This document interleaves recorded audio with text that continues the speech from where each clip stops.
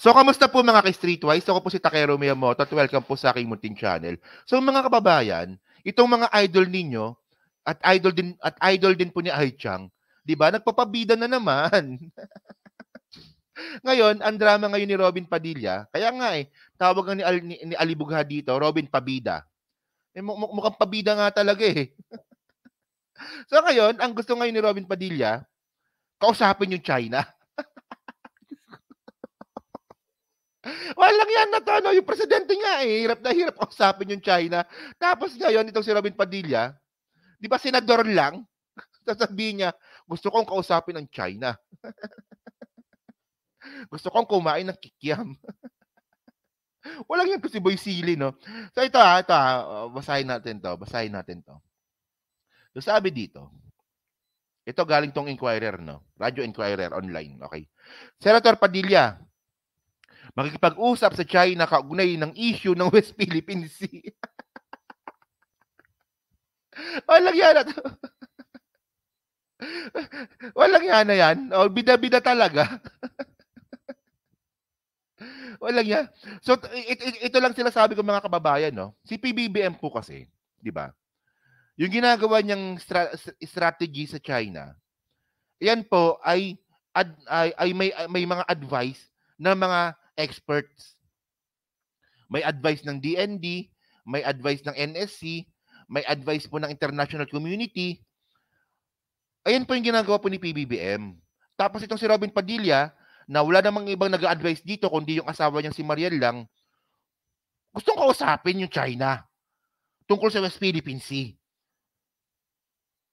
Ayun nga, Ai-Chang, ba't siya nangingialam?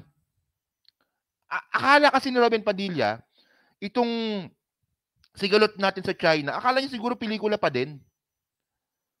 Ito, sige, kausapin mo. O, paano ba kakausapin yung China? Marunong ka mag-Chinese?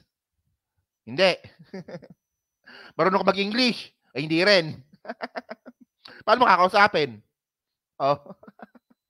Walang yan na to, no? So, sabi niya dito, ito naalala ko to eh. Pabida si Robin Hood, may alam ba siya sa geopolitics? Hindi nga kasi nga, ang Sir Armedo, yung sabi ni Robin Padilla, di ba, sa isang interview, si Duterte, ang pinaka-expert sa geopolitics. Sabi niya, so, ibig sabihin nun, di ba, yung, tawag nito, yung motivation, tsaka yung inspiration ni Robin Padilla sa geopolitics ay galing kay Duterte. So, delikado to. Delikado to, Robin. Kung ako sa'yo, wag mo nang gawin. Imbis na makatulong ka magiging pabigat ka pa lalo, no? So sabi niya pa dito, no? Suportado raw ni Robin Padilla ang posisyon ng Pangulo Bongbong Marcos sa issue ng West Philippine Sea. Gayunpaman, patuloy raw siya makikipag-usap sa China para maayos ang sigalot ng dalawang bansa. Makikipag-usap para maayos. Sumasakit ng ulo ko dito. Robin, ano ba? Alang nga ka, sayang yung boto ko sa'yo. Naloko mo kaming lahat. Walang visit na. Yung asawa ko, binoto si Robin. Ay, hal, no? Di ba? Binoto mo si Robin, di ba? Di nga, panoorin natin to, no? Ito sabi niya, sige. Padilla, sinabing susuportahan niya ang posisyon ni Pangulong Bongbong Marcos Jr. sa naturang issue. Kung ano ang opisyal na posisyon ng Armed Forces of the Philippines at ng Pangulo ng Pilipinas, ako po ay nakasuporta 100%. Sa ngayon, matunog na si Padilla ang susunod na Pangulo ng Partido Demokratiko Pilipino. At ayan, natandaan nyo ito nabanggit ng Inquirer to, no? At nabalitaan nyo na rin to, na si Robin po, ang susunod po na presidente po ng PDP laban. Okay. So, babalikan natin yan. Basta tandaan ninyo PDP laban. Sige. Ang PDP at Communist Party of China ay nakapagbuo ng tinatawag nilang party-to-party relation ng Administrasyong Duterte. Yan. Ngunit sabi, ito yung malupit dito mga kababayan. Ito yung delikado dito. Meron pong agreement meron pong relasyon yung PDP laban tsaka CCP. Meron po. At ang nakakatakot dito, si Robin Padilla po yung magiging presidente po ng PDP laban.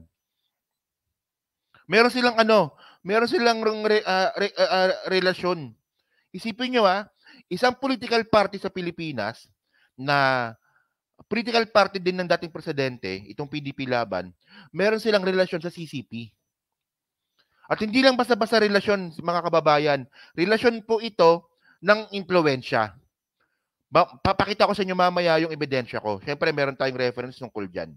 Sige, continue na. Bilang senador, patuloy siyang makikipag-usap sa China sa kanyang personal na kapasidad sa hangarin na maayos na ang sigalot ng dalawang bansa. Hanggang meron tayong diplomatic relation sa China, makikipag-usap po ako sa sarili kong paraan na wala akong ikukumit. Dahil wala naman akong karapatan mag-commit ng kahit ano. O, yun naman pala. Makikipag-usap daw siya sa China. Pero wala daw po siyang ikukumit. So, ba't ka pa makikipag-usap? Hindi nga, di ba? Kaya ka nga nakikipag-usap kasi nga, makikipagkasunduan ka. Tama, di ba? Kaya ito tayo, personal lang na buhay natin. Meron tayong gustong kausapin na tao. Kaya natin kakausapin yung tao na yan na meron tayong conflict.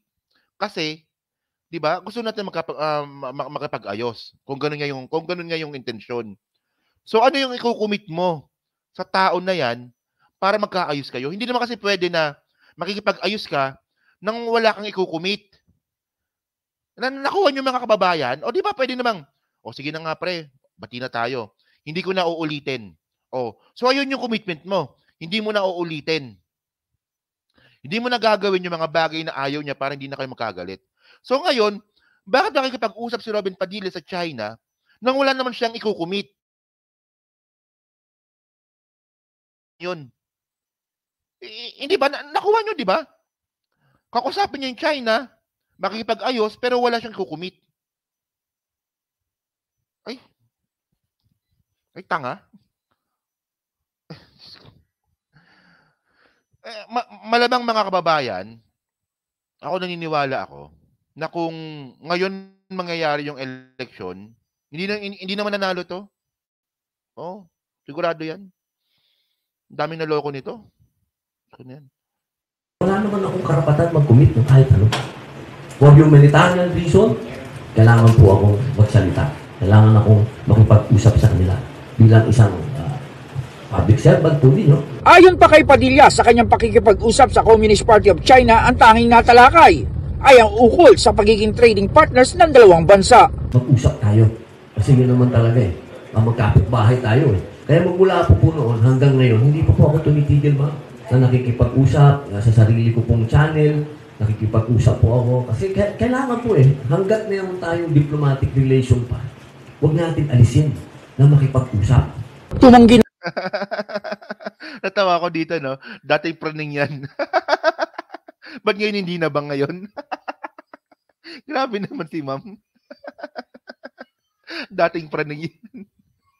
naman si Padilla na magbigay pa ng pahayag ukol sa pang-aagaw ng China Coast Guard sa supply para sa mga sundalo sa BRP Sierra Madre. Yung mga ganyang, pag nagkaroon tayo ng personal natin opinion, baka makagulo tayo sa sitwasyon. Ang importante sa akin, nasabi ko na noon ang posisyon ko. Ang posisyon ko, kailangan huwag tayong tumigil na makipag-usap. Yun po yung posisyon ko. At yun din naman ang sinasabi ng konstitusyon. Kailangan lagi tayong walk toward peace. Janice Cosio, Radyo. Alam nyo pag si Robin Padilla, na nakikita ko magsalita, parang alam mo yung taong nagsasalita ng confident yung sinasabi. Alam nyo. Tapos yung sinasabi mali-mali. Parang ganyan si Robin Padilla Napaka-confident magsalita. Alam nyo mga kababayan, diba? Dapat ganito ang gagawin natin. Dapat ganyan, ganun. Tapos puro kabobohan pala yung lumalabas sa bunganga. Diba? Siguro meron kayo kilalang ganung klaseng tao, no? So ngayon ito. Okay. So ito yung problema kasi dito mga kababayan. Okay. Nung last year po kasi, meron po kasing meeting yung PDP laban at saka itong CCP. CCP mismo Ito, pinost mismo ito ng PDP Laban noong April 24, 2023. So sabi dito, no, PDP Laban meets with Chinese Communist Party delegates. So ibig sabihin nito mga kababayan, meron po talagang relasyon yung PDP Laban at saka CCP. O, di ba? At syempre, ito yun po yung ginagamit ngayon ni Robin Padilla para kausapin po yung CCP, yung PDP Laban mismo. O. So sabi dito, ano ba yung pinag-usapan? Okay.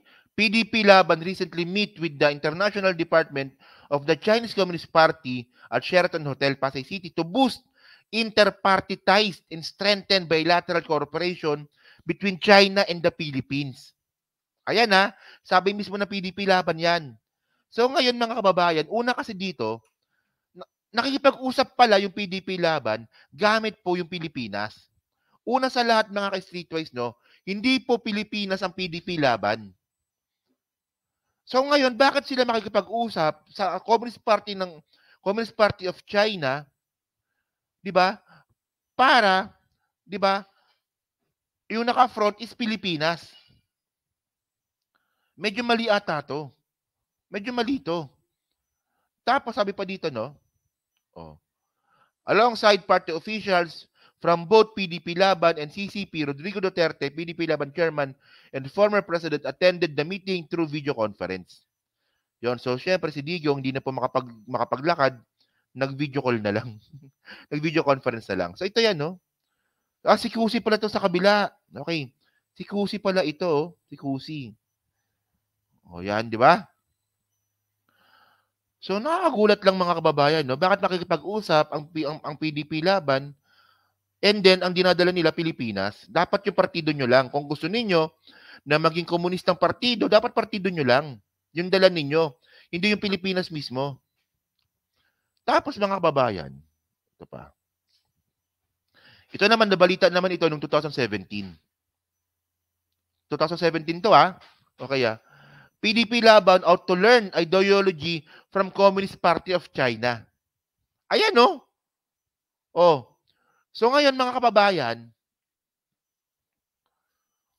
headline, headline pa lang, alam niyo na ibig sabihin.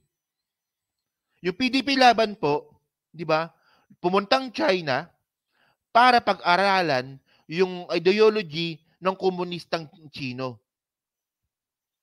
At ngayon mga kababayan, ang nakakatakot dito, si Robin Padilla po ngayon ay patuloy na nakikipag-usap sa China at ang dala-dala niya ngayon ay PDP Laban. Kasi po, siya po yung magiging presidente ng partido po na yan. Ano yan? Ano yan, Robin? Nagets nyo ba ibig kong sabihin mga kababayan? Nagets nyo ba? Oh, tumiwalag na ang laban kay PDP na lang. Hindi, mas gusto ko PDP Laban kasi ninakaw lang naman nila yan eh. Yung PDP Laban kasi mga kababayan, partido po yan ni Nene Pimentel at saka ni Ninoy Aquino. So PDP Laban, so nag-merge sila. So ngayon, hindi ko alam kung ano mang reason ang ginawa ngayon ni Digong, inalis nila yung laban.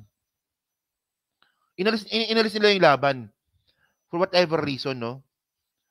So, ang point dito mga kababayan, ninakaw po nila yung partido po na yan sa mga Pimentel. At yung partido po na yan, ayan din po ang ginagamit ngayon ni Robin Padilla para makipag-usap sa China. Ang nakakatakot kasi dito, merong relasyon ang PDP Laban sa Communist Party of China.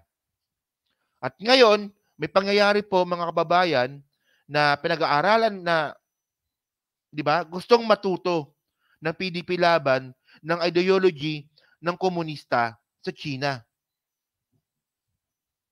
Ay, Diyos ko, di ba? Di, actually, kanina nakakatawa siya kanina. Pero kung titingnan natin to, nakakatakot to. Isipin nyo isang partido ng Pilipinas, dumikit sa CCP. So, paano pag bumalik sa kapangyarihan yung mga yan? So, kaya pala pro-China si Digong. Di ba? So, di ba? Oh, sabi dito, no? President Duterte political party is enlisting to help of the Communist Party of China to train its member. So may training na nangyari. Mga kababayan. Oh, anong training? Alam namang training ito ng demokrasya. Sigurado akong training ito ng komunista. Oh. Tapos, sabi pa dito, according to Chinese officials, sabi ng Chinese officials, PDP Laban entered to an agreement with the CPC, di ba, in December last year for members of the Philippine political party to undergo policy training at the CPC Provincial Party School in Fujian. Di ba? China has thousands of party schools at different levels. These are special academic institutions attended by the CPC 80 million members where they learn ideology and administration, debate policy, direction, and undergo leadership training. Di ba mga kababayan? So nakakatakot to. Buti na lang mga kababayan, hindi na po presidente si Digong. Kasi kung si Digong pa rin po yung presidente, malamang tuloy-tuloy pa rin po itong at mas lalong mapapagtibay yung relasyon ng komunistang China sa PDP Laban. Di ba? So, ayun ko ba, Robin, no? Medyo medyo tangalan ng konti. So ngayon ito. So meron pang isang video dito eh. So iba talaga pag may training talaga ng China, no? Nagiging pro-China. So ito, panoorin niyo to. Naaway natin ng China. Magkaroon na lang tayo ng joint exploration sa kanila sa West Philippine Sea. Bakit hindi na lang, sabihin natin sa China, bakit hindi na lang tayo mag-usap para sa profit? Huwag na muna natin pag-usapan ng teritoryo kasi hindi tayo magkakaintindihan dyan. Di ba? Pag-usapan natin yung kita. Magmuskito ka na dyan, bumutas ka na dyan, hindi naman natin kaya eh. Wala naman tayong kakayahan para bumutas, ma'am. Wala pa tayong kahit anong equipment dito para tayo ang bumutas. Ang China, sigurado, meron yan. Actually, hindi lang kasi pagbutas yung problema dito eh, Robin eh. Pati yung pati exploration eh. Yung exploration meron tayo. Oo. Meron pong mga private company na kaya po mag-explore.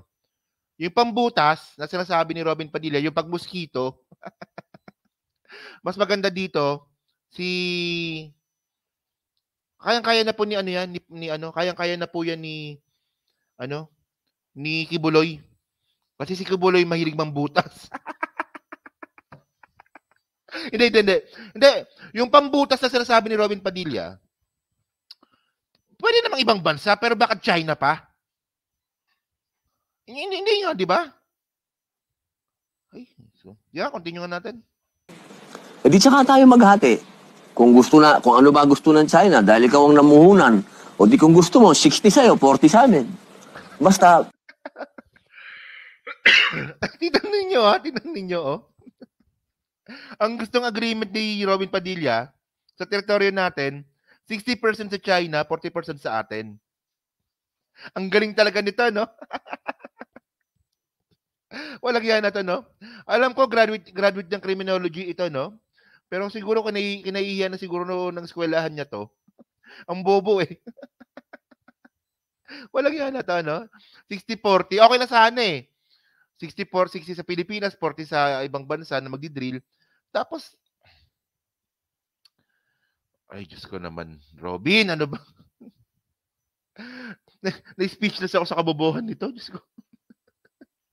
Alam niyo yung Alam niyo yung Gina G ka, yung go na go ka, napatikusin si Robin Padilla. Pero dahil sa kabobohan na ay po, walang yan na to, no? Napapagano'n ka na lang.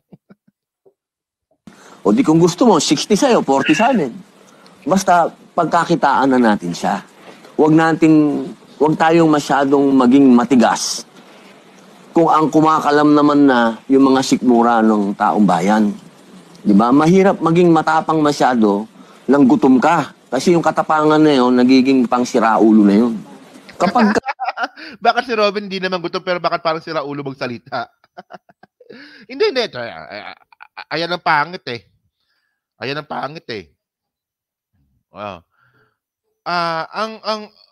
ang usaping geopolitical at usapin po ng West Philippine Sea, hinahaluan ng gutom.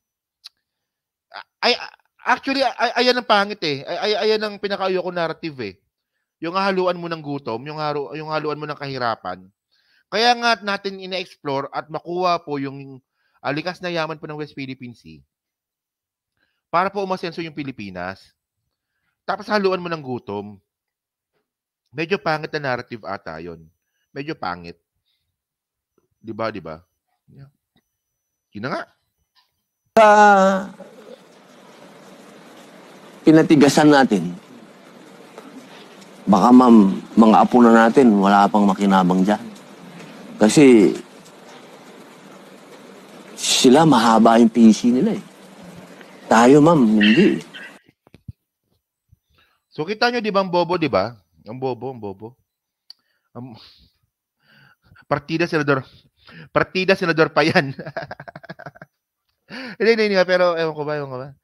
Na ano ko eh. Kasi ang problema dito, bakit tayo makikipagkasunduan sa China na alam naman po natin na manloloko? Bakit tayo makikipagkasunduan sa China na alam naman po natin, 'di ba, na double crosser? Ayun na yung point eh. Meron namang ibang bansa na willing tumulong sa atin, pero bakit China pa talaga, Robin? Well, hindi na nakakapagtaka, especially na meron kang training sa CCP. O, di ba? Binoto mo yung grabe naman. O, tanga na nga ako eh. Binoto ko nga eh. So, yun mga kababayan, no? So, dyan po sa 1,200 po na nanonood, so hindi pa po nakakapag-like.